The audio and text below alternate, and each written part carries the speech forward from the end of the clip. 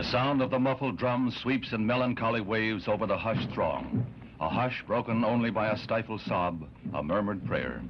A whole people is lifted up in common sorrow and ennobled in their hearts. Down this avenue of sadness, they bring President John F. Kennedy, martyred hero, to lie in state under the great dome of the Capitol.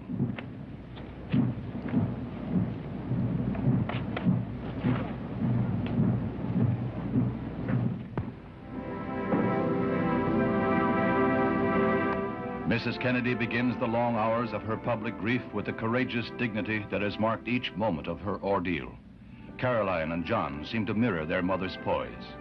With President Johnson and Robert Kennedy, she is in the van of the mourners who will pay their respects in the historic rotunda of the Capitol.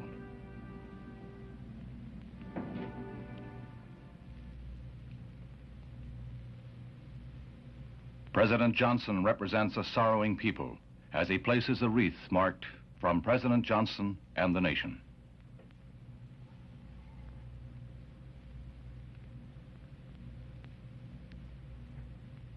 Mrs. Kennedy comes forward with Caroline in a tableau that calls for no words. Its poignancy calls only for tears.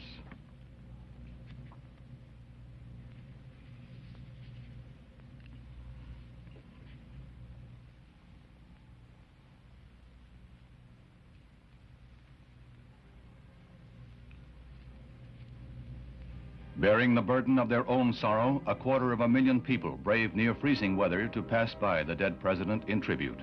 Some waited for as long as 12 hours in a line that at times stretched for 10 miles. The old, the young, the aged, the children. They became one in their grief, in the spontaneous outpouring that throws up an enduring memorial to the American spirit.